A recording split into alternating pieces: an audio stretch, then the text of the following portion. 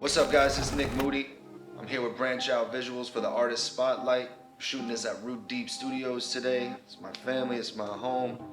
You can follow me on Instagram, online, Twitter, anywhere, NIKMoody _. I got an album coming out in May. Fingers crossed. It's just a name that I think goes along with everything I do musically, kind of the versatility I kind of bring. I kind of go up and down with the moods. It's just kind of how I always been, and something my grandfather used to always say, "Hey, you moody, you give me that Italian accent, be like, what's wrong with you?" And I'd be like, just kind of became my thing, you know what I mean? Where I can go from these heavy hip hop songs, and then I can make a song like La La Land, where it's like on the beach and feeling happy.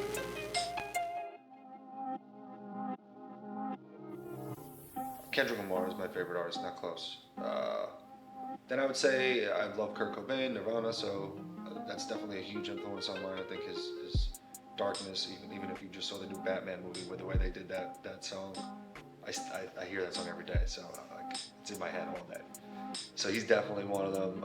Atmosphere from Rhyme Sayers is he's probably the main reason why I even started rapping, for sure. So those three are probably the heavy hitters, and you got guys like J. Cole and like Andre 3000, Lupe Fiasco, those kind of guys. Cuddy, obviously. The guys who can spit but also make a song, you know what I mean? I think that's underrated, if anything. I would just say Kanye, because I think that he would really just make my music really good. I think we would work well together. I think I've always said that I wanted, like, the lane I've always wanted to fill would be like the like Cuddy's lane, but with more hip hop. You know what I mean? If Cuddy rapped more, that would be me. That's kind of where I would want to sit. Almost sounds like cinematic, but I'm still telling stories the way I want to tell stories.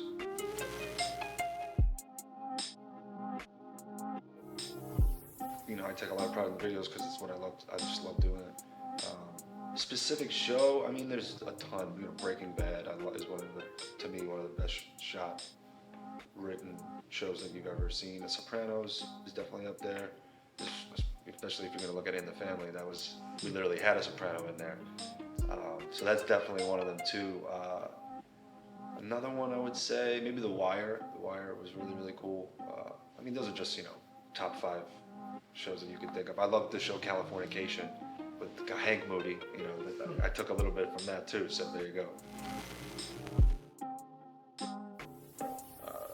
Milan Kundera, he's like my favorite writer. I know he's very obscure, not a lot of people know him, but he wrote this book that kind of like changed my outlook on everything, called The Unbearable Lightness of Being.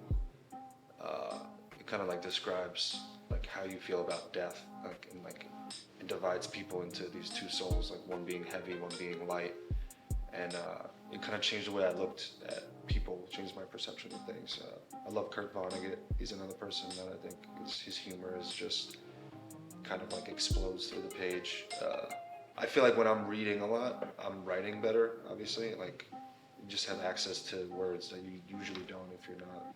So I'm a huge advocate for that stuff. And when I'm not reading, I feel like shit, so.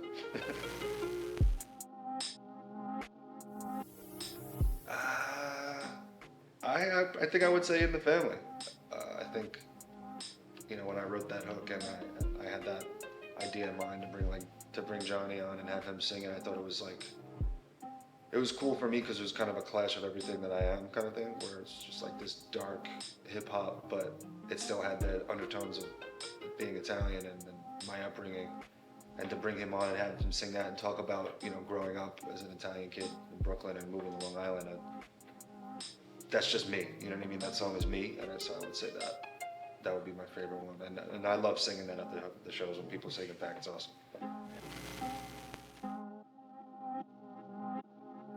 I would say don't be so quick to just start dropping stuff.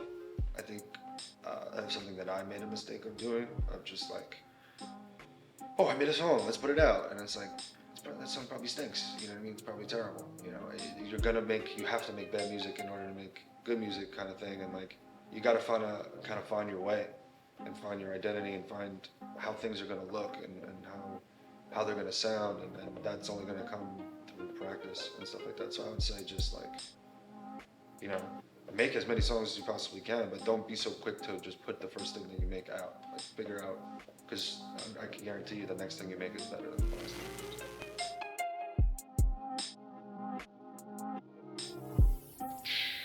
I want to be on tour, man. Like my favorite part of this whole thing is performing. When I get to perform, I always feel better. You know what I mean? Because it's a grind. The music industry's nasty. You know, there's so many people out to get you and stuff like that. So I just want to perform. That's really what I want. I want to be in front of a large crowd. So if I can be on tour, you know, doing shows, venues like Webster Hall, you know, that's where I see myself being, like an atmosphere, a guy who has that cult following and is able to live well off music and you know, connect with people in a way that the bigger artists can't. You know what I mean? Because they have all these people's hands in the pot. So for me, just being able to do shows and tour and connect with people on a larger scale, but it doesn't have to be the mainstream scale, you know. A little more personal. Yeah, I mean, that's kind of the music I make. You know, I always try to tell my story as best I can, and when I bring the lights down and I get everybody to bring their phones out and I tell some of those personal stories, those are the songs that always mean the most. So, you know, I would love to be able to do that. Webster Hall's like my dream, so that's always what I think of, like when I'm working and I'm like miserable and like, I can't believe I have to do this job. That's what I think of. I think of Webster Hall, hugging my mom after I walk off stage, kind of thing.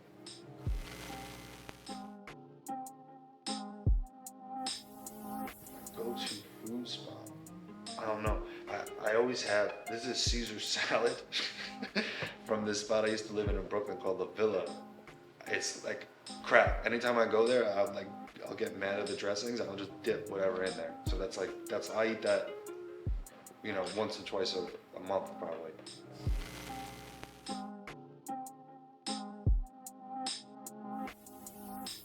I'm going back to Italy, easy money.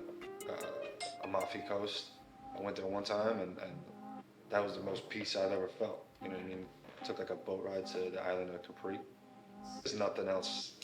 I can't think of anything better than that. So I'm going back there for sure. I do want to go to Prague because that's where that guy I mentioned earlier, Milan Kundera, is from, and he's still alive actually. He describes like the city as like having enchanted air. So I'm like, we'll see if this is a real thing. You've been tuned in to Nikmoody on Branch Out Visuals, Artist Spotlight.